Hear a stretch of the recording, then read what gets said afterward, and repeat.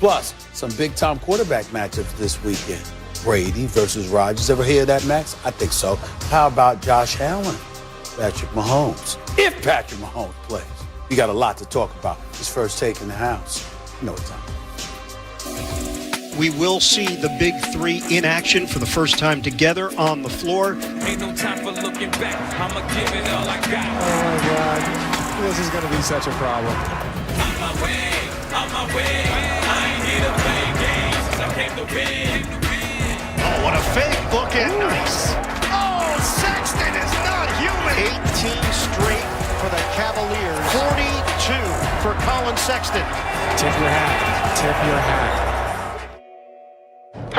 You know, we'll have good nights, we'll have great nights, but it's how we galvanize this group together and how we sacrifice and compromise for the greater good. Great glimpses. We started off the game very, very, very good.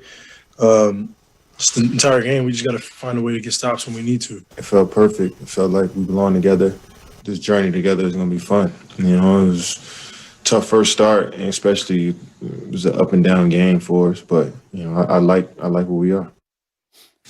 What's going on, everybody? Welcome into First Take. Big shout to Kyrie dropping 37. And did you know that he purchased a home for the family of George Floyd? Classy, wonderful move by him. Stephen A. Smith, Max Kellerman, I'm Molly Karam Rose. But guys, we got bigger problems to deal with this team because I'm confused. So the big three debuts together, Max. They play the Cleveland Cavaliers and they lose in double overtime. What is your biggest worry about this big three after their debut? After they couldn't miss a shot early. My biggest worry is defense.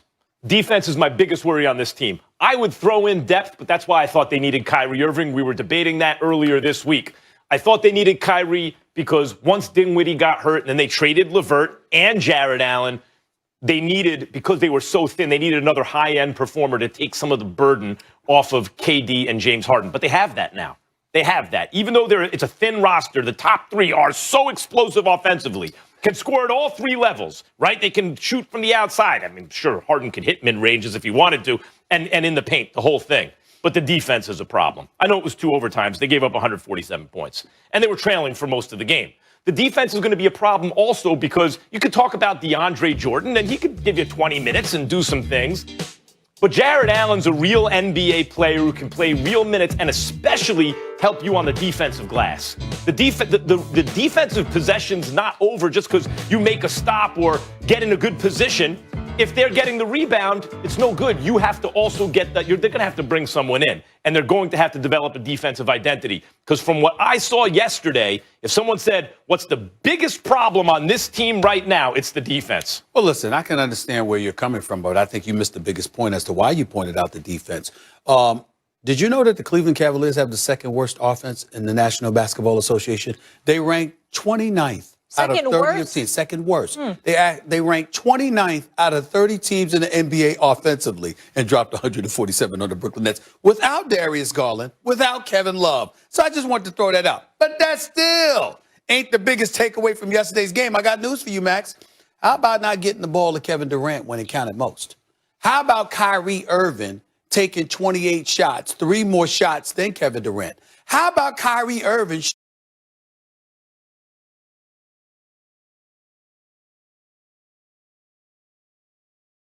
shooting twice as many shots as James Harden? When did we think we'd ever see that? Kyrie, it's not about who shoots more, but when you shoot 28 shots and James Harden shoots 14, nobody expected that. And so as a result of it, as the game waned, listen, and then also let's not forget, I mean, Kyrie did used to be a point guard for the Cleveland Cavaliers. Kyrie Irving did hit the game-winning shot that clinched the championship in Game 7 back in 2016. Kyrie Irving was a showstopper, or you understand, at Quicken Loans Arena, which is no longer the name of that arena. They got a different name now, okay?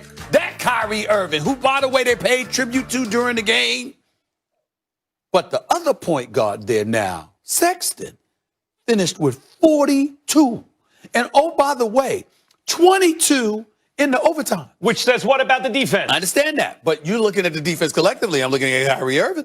You know what I'm saying? I'm looking at Kyrie Irving, the showstopper offensive player, Mr. Box Office, because he is. Kyrie Irving, you walk through the turnstiles to watch that brother play. Best show in the NBA. No question. But in the end, But in the end, these are all elements that I'm talking about here. Yeah, you can point to the defense. Got to get the ball to Kevin Durant. Okay, but wait a minute. You can't shoot fallaways. Can't shoot contested shots. I mean, he makes the difficult look easy sometimes, but sometimes they were difficult and they were unnecessary. And then when you're taking twice as many shots as James Harden, you don't need to be doing that. So I would have liked to have seen, let's say, for example, Kyrie take, instead of 28 shots, how about 23?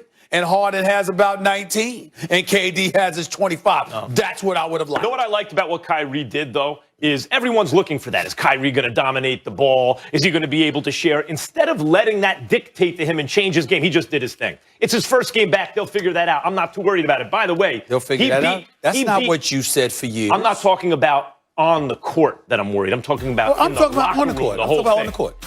He beat Colin Sexton, would have ended the game. I think it was that the regulation or overtime? He beats him off the dribble, would have ended the game, and they called him for the offensive foul. Yeah, but they overturned it. They overturned it. Okay. They overturned that call. But the point is, Kyrie Irving taking the last shot's going to happen sometimes. Sometimes it's going to be KD. Sometimes it's going to be James Harden. I agree. That's all good. Even talk about the defense. Even let's talk about Sexton, right? He was taking some bad shots late in regulation and early in the overtime. They had two guys on him, hands in his face. He was still, because he's not bothered by defenders' hand in his face. He's a baller. What happened? That's because they were leaving Jetty Osman, right? They were just leaving him on defense. Eventually, Bickerstaff notices it.